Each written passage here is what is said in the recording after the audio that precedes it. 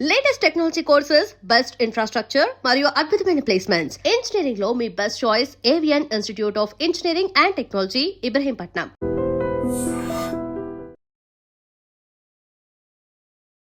నమస్కారం, welcome to I dream.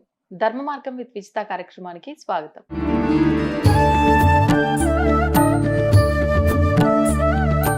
నమస్కారం అమ్మా. నమస్కారం అమ్మా. అమ్మ, మనకున్న అంటే మన బాడీలో ఉన్న కొన్ని వాటిల్లో ముఖ్యంగా గోర్లు, వెంట్రుకల్లో శని ఉంటుంది అంటూ ఉంటారు. అంటే ఇలాంటివి మనం గోర్లు కట్ చేసినా కూడా కింద ఎక్కడ పడితే అక్కడ వేయకూడదు, వాటిని భద్రంగా ఒక పేపర్లో వేసి పడేయాలి, జుట్టు రాలినా కూడా వెంటనే తీసి అలా మనం డస్ట్బిన్లో వేసేయాలి అని అంటూ ఉంటారు ముఖ్యంగా. కానీ ఈ మధ్య కాలంలో చూస్తున్నది ఏంటి అంటే, అది విటమిన్ డెఫిషియన్సీనే కావచ్చు, రకరకాల వాటర్ ప్రాబ్లమ్సే కావచ్చు, ఏదేమైనప్పటికీ కూడా జుట్టు రాళ్ళ సమస్య ప్రతి ఒక్కరికి చూస్తున్నాం, వయసుతో సంబంధం లేకుండా. ఆ రాళ్ళ జుట్టును కాస్త డస్ట్బిన్లో వేయకుండా అదంతా తీసి ఒక దగ్గర జమ చేసి వాటితో స్టీల్ గిన్నెలు అని చెప్పి, అది అని చెప్పి, ఇదని చెప్పి, చికెన్ ట్రుకలు అని చెప్పి వస్తూ ఉంటారు, వాళ్ళకి ఇవ్వటము, ఇదంతా చూస్తున్నాం. కొత్త కాన్సెప్ట్. సరే చెప్పండి. మీరు కొత్తగా వింటున్నారా? కానీ జరుగుతున్నది అయితే ఇదే ప్రస్తుతం సమాజంలో. సో మరి అంటే శని అని అనుకొని మనం అనుకున్న వాటిని సరే జుట్టు పైన ఉన్నప్పుడు అంటే ఓకే, రాలిపోయినాక తీసి పడేయాలి, కానీ మళ్ళీ వాటిని దాచిపెట్టుకొని వాటినిచ్చి ఒక వస్తువు రూపంలో మళ్ళీ మన శనిని మనం తిరిగి తెచ్చుకుంటున్నామా ఏంటి అనిపించింది. అసలు దీని గురించి ఏం చెప్తారు మీరు? ఒక విషయం, ఇదే తమాషాగా ఉంది కానీ చెప్తా. జుత్తులో అంటుకుని పాపాలు ఉంటాయి అంటారు, శని కాదు. ఓకే, జుత్తును అంటుకుని పాపాలు ఉంటాయి. అందుకనే మనం వెంకట రమణుడు, ఆయన పేరేంటి, తిరుమల కొండ మీద ఉన్న ఆయన పేరు వెంకటేశ్వరుడు, వెంకటరమణుడు కదా. అంటే వేం అంటే పాపాలు, కట అంటే హరించేవాడు. ఆ పాపాలను హరించి అంటే అందుకని ఆయన దగ్గరికి వెళ్తే తలనీలాలు ఇవ్వటం ఒక పద్ధతి. చాలా మంది ఇస్తారు, ఇచ్చేవాళ్ళందరూ ఇస్తారు. అలా తర్వాత ఎంతమంది దగ్గరకో ఇలాగా ఇప్పుడు యాదగిరిలో కానీ ఎక్కడో ఎన్నో చోట్ల ఇట్లాగా మనకు అలవాటు అయిపోయింది జుట్టు దేవుడికి అర్పించడం. అంటే చేసినటువంటి పాపం జుట్టును ఆశ్రయించుకుని ఉన్నది కనుక ఈ పాపాలు మనం తొలగిపోవాలంటే ఎప్పటికప్పుడు దీన్ని తీసేయాలి. అవి బయటకు వచ్చేస్తూనే ఉంటాయి, అవి ఉండవు లోపల. గోర్లు కూడా అంతే. ఈ గోర్లు కానీ జుట్టు కానీ ఇలాంటివన్నీ ఉన్నాయే, ఇవి చేతబడి చేయడానికి ఎక్కువ ఉపకరిస్తాయి. చేతబడి చేసేవాళ్ళు ఎంతమంది ఉన్నారో నాకు తెలియదు. ఇలాంటివి వాళ్ళ దగ్గర నుంచి రాలిపడంగానే వీళ్ళకి దొరికితే దాంతో వీళ్ళ ఒంటి మీద ఉన్న వీళ్ళ శరీరంలోని భాగం కనుక అది, అఫ్ కోర్స్ డెడ్ పార్టికల్స్ ఇవన్నీ, వీటిల్లో ప్రాణం లేదు. గోరులో ప్రాణం లేదు అంటే బయటకు వచ్చేసిన గోరులో ప్రాణం లేదు, లోపల ఉన్న గోరులో మళ్ళీ ప్రాణం ఉంది. అది కదిలిస్తే మనకి రక్తం కూడా వస్తుంది పొరపాటున తగిలితే. కనుక ఈ చనిపోయినటువంటి ఆ మృత అవశేషాలు ఉన్నాయి కదా, ఇవి ఎక్కడంటే అక్కడ పడేస్తే వాటిని ఇదివరకు కాలంలో దాన్ని తీసుకుపోయి వీళ్ళు మనం అంటే గిట్టని వాళ్ళు చేతబడి చేసేవాళ్ళు. వాళ్ళు కాలు కింద నడిచిన మట్టి, అందుకనే పల్లెటూళ్ళలో కొంతమంది నడవటమే ఇట్లా నడుస్తారు, వెంటనే ఆ మట్టి అలా జరిగిపోతుంది. వాళ్ళ పాదముద్రలా కాకుండా వాళ్ళ అలవాటు అయిపోయి ఉంటుంది ఆ నడక. ఇట్లా అంటే నడిచినప్పుడు ఏంటి, ముద్రగా ఉంటేనే వాళ్ళకి ఆ మట్టి పనికి వస్తుంది. అలాగే జుట్టుగా ఉంటేనే పనికి వస్తుంది. అందుకని జుట్టు తీసేసేటప్పుడు పూర్వకాలంలో ఇలా తీసేసి దాని మీద తుత్తు అని ఉమ్మేసి పడేసేవాళ్ళు. అది పూజకు పనికి అంటే చేతబడికి పనికిరాదు. Okay okay. గోల్డ్ తీసేప్పుడు కూడా పేపర్లో కట్టే ఏదో అన్నావు చూడు, అవన్నీ అలా తీసేసేవి కూడా మళ్ళీ ఇంకెవరెవరికో దొరకకుండా జాగ్రత్త. ఒకసారి చెత్తని అంటుకున్నావు మళ్ళీ పనిచేయవు కనుక చెత్త బుట్టలో వేసేయటం. చెత్త దానికి తగిలింది, ఉమ్ము దానికి తగిలింది, మట్టి ఇలా కదిలిపోయింది, అవి పనికిరావు. ఆ పద్ధతిలో చేసేవాళ్ళు ఒకప్పుడు. సరే, ఇప్పుడైతే కొత్త పద్ధతి ఒకటి చెప్పావు కదా, ఇంకా దేవుడి దగ్గరికి వెళ్ళి మన పాపాలని పూర్తిగా ఆయన దగ్గర తొలగించేసుకుని ఆయనకి మొక్కుకుని అంత జుట్టు తీయించేసుకోవటం. తీయించేసి మొత్తం గుండో లేకపోతే కొంచెం, ఇప్పుడు నాకే ఒక 2-3 ఏళ్ళ నుంచి ఏం చేస్తున్నానంటే, ఎంత జడున్నా సంవత్సరం అంతా పెరిగాక మళ్ళీ దాన్ని ఇలా సగానికి మడిచి జడేసి ఎంత సగం వస్తే అంత అక్కడ కట్ చేసేసి అది ముడుపు కట్టు పెడతాను. గుడికి వెళ్ళినప్పుడు, ఈసారి తిరుమల వెళ్ళినప్పుడు ఇంకెక్కడికైనా వెళ్ళినప్పుడు అక్కడ ఆలయంలో ఇచ్చేస్తా. ఇది చేయటం ఒక పద్ధతి, అంటే నాలాంటి వాళ్ళు. అంతేగాని ఇది మళ్ళీ దేనికో మళ్ళీ బార్టర్ సిస్టమ్ లాగా ఒకటి తీసుకుని ఇంకోటి పద్ధతి కాదు. కనుక ఇది ఒకటి పద్ధతి. అంటే నేను అంటే నా పాపాలు మొత్తం తీర్చుకోదలుచుకోలేదేమో, కొంచెం ఉండని, ఎందుకంటే పునిస్త్రీలు మొత్తం చుట్టి ఇవ్వకూడదు అనేటటువంటి ఒక పద్ధతి కూడా ఉన్నది. వాళ్ళు గుండె చేయించుకోవద్దు అని. అయినప్పటికీ చాలా ప్రమాదాలు వస్తే మొక్కుకుంటారు, చేస్తారు, ఇస్తారు. అంటే ఆ ప్రమాదాన్ని బట్టి ఉంటుంది. మామూలుగా ప్రమాదం ఏం లేనప్పుడు, మామూలుగా మన ఇష్టం కొద్దీ మనం ఇస్తున్నప్పుడు నేను సగం ఇస్తున్నాను, ప్రతి సంవత్సరం ఎంత ఉంటే అంత సగం ఇస్తున్నాను. ఈ రకంగా జరుగుతుంది.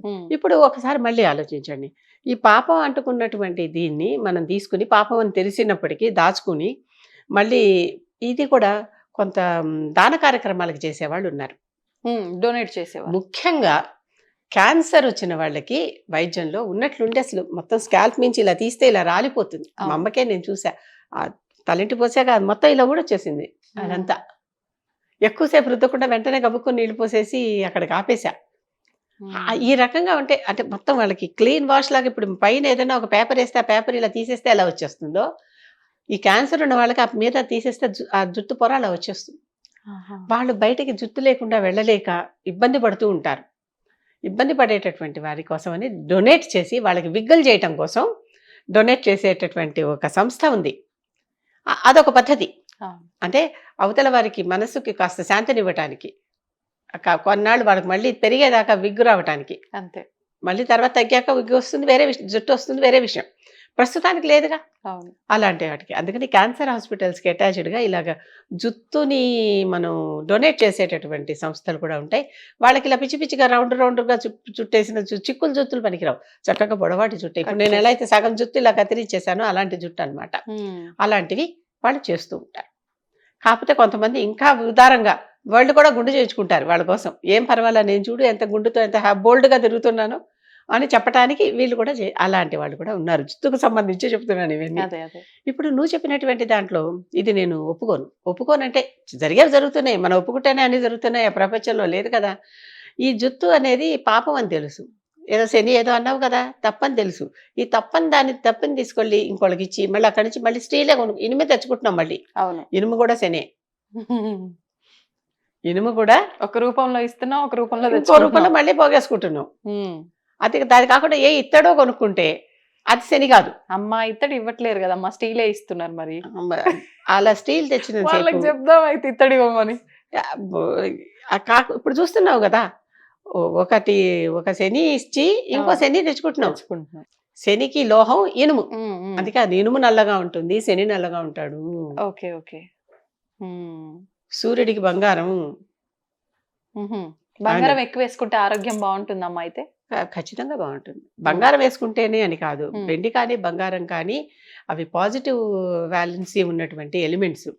అవి ఒంటి మీద ఉన్నంతసేపు మన శరీరంలో ఉన్న నెగిటివిటీని ఎప్పటికప్పుడు అవి తీసేస్తూ ఉంటాయి.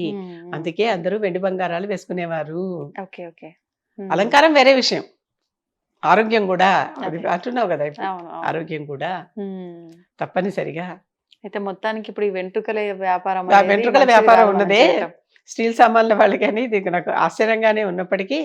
మీరు ఎప్పుడు వినలేదా అమ్మా? సిటీలో ఇది కామన్ కదా, తెల్లవారితే వీళ్ళతోటే కదా మనం మెలకువతో, సుప్రభాతం లాగా వీళ్ళ మాటలతోటే కదా మనం లేస్తూ ఉంటాం. మనకి బావిలో కప్ప అని ఒక జాతి ఉంది కదా, నేను నా పుస్తకాల కుప్ప నేను. బావిలో కప్ప పుస్తకాల కుప్ప, బాగుంది.